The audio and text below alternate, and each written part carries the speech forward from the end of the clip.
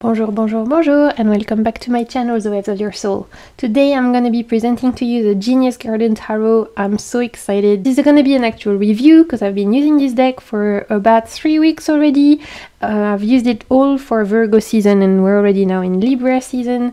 So it's not going to be an unboxing or first impression. This is going to be my full review with my thoughts. I've been using this particular tarot deck. What are my thoughts? We look at each card, the guidebook and all of that good stuff. First off, I want to say a huge thank you to the creator, Jessi Huntenburg. I hope I'm pronouncing her name correctly. Here is her business card and with all of her details, where you can find the decks, and of course I'm gonna be putting all the links of where you can find this particular deck in the description box in case you're interested. But Jessi sent this deck to me for review. She got in touch with me, asked if I wanted to take a look. This is a deck that I had been following along on Instagram for a while, so when Jessi got in touch with me and asked if I wanted to receive a copy so I could present it to you guys, I absolutely jumped on that opportunity, so thank you so much.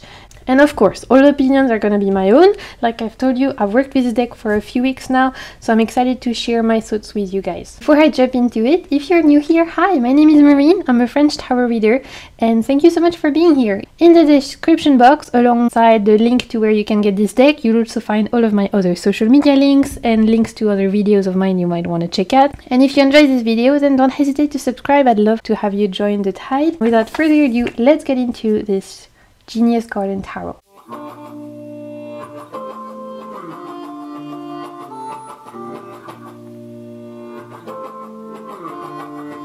So as you can see, it comes in two parts. We have the deck on one part and we have the guidebook. We look at the guidebook in a bit, but first I want to share with you the box, the cards, etc. So the Genius Garden Tarot is an indie deck by Jessi Huntenburg, like I was saying. So it opens like this. It says, "Truth awaits the brave." I love that. And what made me super excited to review this particular deck is the fact that it was fully painted by Jessi. And you can see it in the box, the attention to detail. We have the Ace of Cups inside here, which is really beautiful. So when you receive your decks, you will get the tarot deck in the box, like I said. You will get the guidebook, which we'll look at in a bit. And you also get a certificate of authenticity. It's personally signed by Jessi, which I thought was a really nice touch. So here are the backs, which I find really beautiful.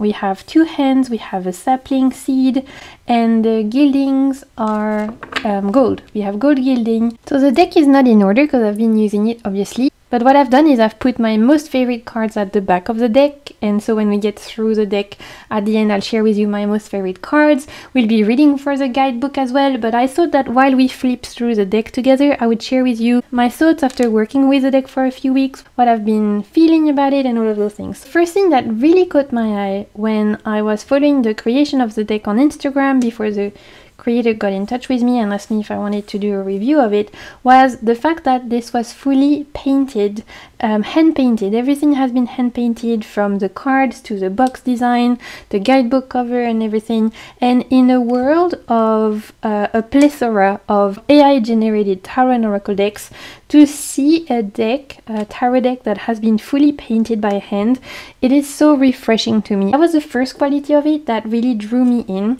and upon receiving this deck in my hand, I straight away could feel all the intention that was put through each brush stroke, each color. You can tell that so much intention has been put into this particular deck. It feels alive in some way, and it feels infused with a lot of sweetness, softness, intention, and healing. There's something about this particular quality of artwork, there's something about the way the colors were chosen, and of course about the particular theme of the tarot deck, which is a Genius Garden, which I'll get to in a bit, which made me feel straight away that this deck was particularly suited for healing ourselves, for being very gentle. I can't even imagine how long it would have taken the artist to paint every single card, and I think you can definitely feel the intention when you're working with the deck, when you're reading reading with the deck. I absolutely love the idea of the Genius Garden, and Jessi actually explains it as the place where each being creates in service to their most generative, authentic expression.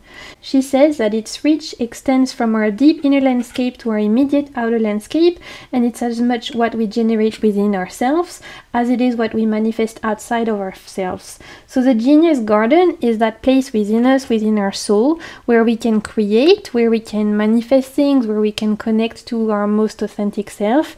But it's also the place where if we feel disconnected, if we feel cut out, if we feel estranged with our higher self, our garden could deplete, could become fruitless. So I love this particular allegory and the idea that within each of us lives a garden, our genius garden, because for me it connects us back to nature. And if you have been watching my videos before, you know that my particular practice is very rooted in nature, and the fact that we as human beings can have the tendency to think of nature as something external of us, but actually we are part of it. And so this particular deck does a beautiful job at reminding us that we are also part of nature, because nature lives within us, and not just in the fact that we breathe the same air as other beings, that we walk the same earth as other beings, but also with the fact that within our soul lives a particular garden that we can nurture or leave abandoned, and that this particular garden is usually where our genius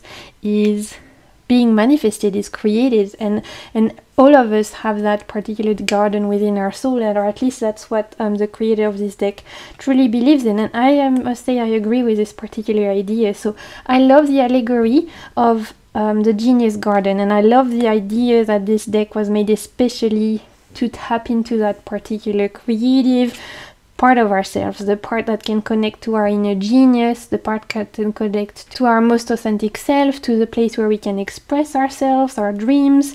And the way that the guidebook was written, it really gives the same healing and loving and kind and gentle intention that the deck does. So of course we'll be reading from the guidebook in a bit, because I really wanted to share parts of that with you. But first, can we appreciate the beauty of this particular artwork? There's something so charming about the quality of the painting here, and something that makes it so relatable. I think for me, I found that this deck was super approachable. Straight off the box, I managed to take it out, and straight away I knew it was singing a particular voice, a voice that was there to help connect with ourselves, to help us feel not alone, feel like we belong in the community as human beings. And I thought this deck particularly did a beautiful job out of that. I just had to pause because I wanted to share with you those two cards together. These were one of my favorite cards, but I forgot to put them at the back. The Five of Pentacles, I love this interpretation. The hand here that's reaching out, that's asking for help, hoping that someone or something, the universe, whatever you believe in, is going to come and reach out. And with the Six of Pentacles, our answers are being met, and we're actually being helped, we're being seen, with something or someone is coming to give us what we needed. I love the evolution from the 5 to the 6, and this deck is full of little nuggets like this. This is very RWS inspired, so for those of you who are used to this system, you'll have no problem using this. I think this could be a really great beginner's deck as well, because all of the symbolism is still there in terms of understanding the archetypes. I found that the court card especially were very well done. For example, this Queen of Swords meditating on this rock in the middle of the clouds, I thought was a very beautiful rendition of the Queen of Swords. We know the Queen of Swords more positive aspects. She is focused, she's clear-minded, she is balanced, her mind is her ally. So I thought that was a very beautiful interpretation of the Queen of Swords. There's a really nice representation here in this deck of different skin tones, different ages, which is something I really appreciate. The Hermit here being depicted as a crone is just something that comes straight from my heart. I love the crone woman for the Hermit, and she's very powerful, holding power like this. It's so gorgeous. There is something very also raw about this deck. It's fully embodying the elements. There is something powerful about its simplicity that makes it go straight to the point, that makes it go straight to the essence of the card, which I really appreciate. And I found using it, like I said, I've been using it for all of Virgo season, and I found that it was actually perfect for this particular time. It's a very earthy sign. It's a time where we connect back to the earth, connect back to our roots, and this deck really feels that particular essence. It allows us to connect back to earth and connect back to ourselves, and reminding us that we too go through certain cycles just like nature, that we too can be in those transition spaces, that we can have seasons. Sometimes we thrive and sometimes we go through more quiet winter times, and I found that this deck does a beautiful job of depicting that. I love this particular death card with a little bit of growth of plant coming through. The fire and the lava has erased the whole plants. It's a beautiful way to say death is not the end, it's just a new beginning. The colors in this deck are very vibrant. This is something I also love. I'm a true color lover, and I think that all the choices of color, of facial expressions are all really well chosen, depicted with a lot of intention. And the way that the guidebook is written, and again at the end we'll pull a card so you can read a little bit for yourself, but the way the guidebook is written, really with the idea of reading tarot for growth, for introspection, for nurturing ourselves. Tarot as our friend, tarot there to help us, not in a way to dictate, not in a way to rule, but truly as an ally for our personal journey. And that's also how I personally read tarot. So I really resonated with the way that Jessi interpreted each cards, and I really enjoyed when I was working with this deck for the last weeks to read from the guidebook, because I found that what was written there was really resonating with my vision of tarot, and that's probably also why I've been loving this particular deck so much, because I can see that our way of reading are very similar, of seeing tarot not as a way to dictate, not as a way to impose anything, but more as a compass, as a way to connect us with our souls, and I found that beautiful. This devil card is so powerful. Can we talk about it? This idea of us being stuck in this like bark in this tree, it's so potent. You can feel the pain here of sometimes how we can get in our own way, and there's something so powerful about this depiction. It reminds me of the myth of Apollo and I think it's Daphne, I might be wrong, the nymph who Apollo fell in love with and she didn't, and in order to avoid his affections she ended up turning herself into a tree. I thought that it reminded me of this particular myth. I love this Nine of Cups. She just looks so happy and joyful, and there's something so contagious. I love this Queen of Cups who is looking so thoughtful, looking at the ocean, deep in her emotions, deep in introspection, and in her hand is holding a mirror, and it's the depiction of the Ace of Cups, and it's sharing like how truly the gift and the blessings are always hidden within us. Our choice to be happy, our choice to be well, our choice to be fulfilled, it starts within. I thought that it's a beautiful depiction of the Queen of Cups. So as you can see, this is inspired by the RWS. So like I was saying, even for beginners, I think that this would be a very approachable deck. If you're used to RWS imagery, you'll have no problem picking this particular deck up. The fact that it's hand painted is something so refreshing, and I've actually enjoyed pairing it with some oracle decks like the Root and Wings looks beautiful with this, or the Faceted Garden Oracle looks beautiful, and we've actually reached some of my favorite cards, so I wanted to take a little bit more time and talk about those. First off, the Fool. I thought it was so beautiful. I love this idea of taking a leap of faith, and being so confident in our leaps of faith, in our spontaneous choices, in our start of this new chapter, that we know the universe will catch us. In this case, we have the ocean waiting for us here.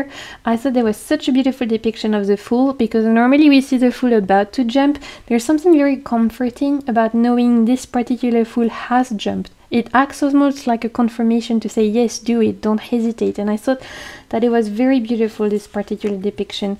I love the world with this older person here, completely immersed in water and just letting themselves float. There's something so poetic about it, so touching, the idea that they're at ease with themselves, they're at ease with their life, they're at a point where in their life where they are comfortable being held by the universe, being in flow. They've done what they needed to do, and they trust the process, and they trust that they are where they're meant to be.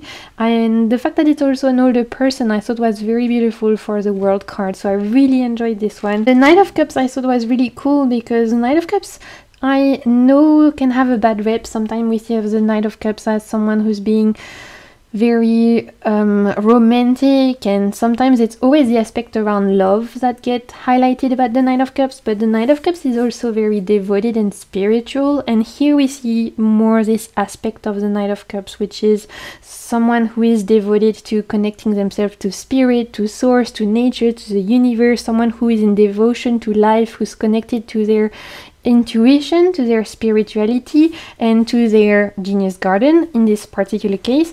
I thought that was a really beautiful depiction of the Knight of Cups, and something different. Like, I like to see this particular aspect of this archetype. And finally, my favorite card of the deck, I think, must be this Judgment card. I'm a sucker for Judgment card. There's something about them, just like the Fool, that always call me, that make me feel something. They can really make or break a tarot deck for me. I'm actually in my Judgment year this year, like my card for this year is Judgment. And when I saw this card, something like really resonated for me.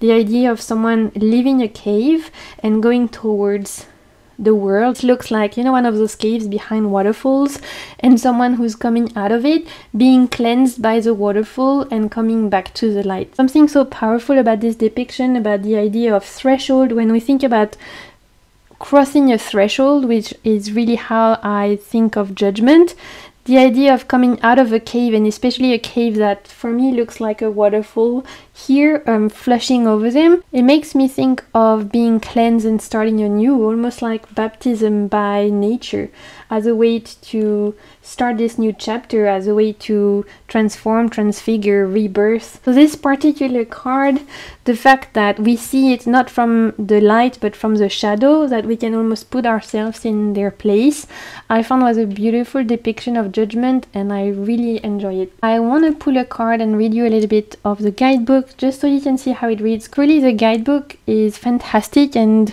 I've enjoyed reading from it so much, and I don't want you to sleep on it, so I wanted to share more with you. So we're going to pull a card, and we will see what we need to hear. Let's pull a card for all of you who are watching this. What do we need to focus on right now? What do we need to know? Let's see. The High Priestess. Beautiful. Before I read to you what the guidebook says for the High Priestess, let's take a little look at the guidebook. So the guidebook comes like this. It's in this beautiful, like, soft matte touch. And here we have a little bit about the creator Jessi and her website. We have a table of content.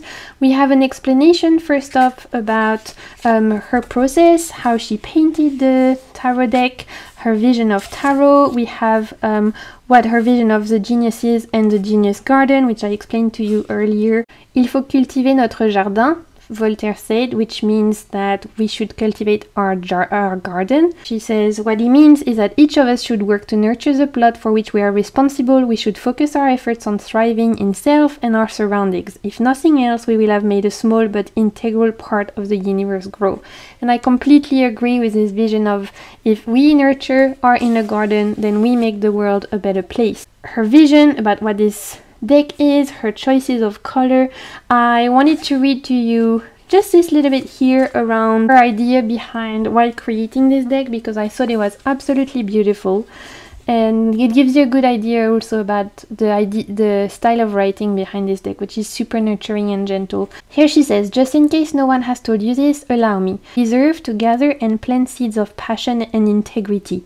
You deserve to grow them in the garden of the life you've always wanted, the life that brings you closer to yourself and others. You deserve to serve the sacred whispering of your unique inner divine and to dance through the world in a way that's resonant, loving, and true. And finally, you deserve to cultivate that which brings you joy, purpose, and healing. Beautiful. So I really enjoyed the way that Jessi has written the guide. She offers us some ritual to connect with our deck. We have some spreads that she has created, which are all dedicated towards the idea of connecting with our genius garden. And then we arrive in the card description. So for the majors, we have 2 pages, we have some keywords and some journaling prompts. And then for the minors, we have a little bit less of a text, but still written in this beautiful, loving, nurturing, supportive way that I thought really made this particular guidebook and deck completely stand out. So let's read from the High Priestess so you can get a bit of an idea around where the magic is for this deck. So for the High Priestess, the 3 keywords are intuition, wisdom, and history. And it says, a holy woman prays at the mouth of a stream beneath the light of the crescent moon. She cradles a pomegranate, the symbol of spiritual fertility, in her arms. She's parted the veil that cloaks the mysteries of the universe, revealing the depths of the wisdom held in her eternal garden. Only the humble, open seeker will receive the truth she shares.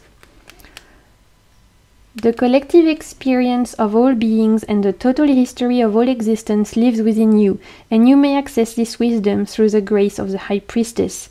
Look at the world with eyes that don't judge or differentiate. Challenge yourself to see the essence of things, and the deepest mysteries will wordlessly reveal themselves to you. If you're willing to surrender what you know and believe and approach the High Priestess with true humility, you will experience monumental shifts in your perception and understanding. You may not fully understand her messages at first, but trust that they will reveal themselves in time.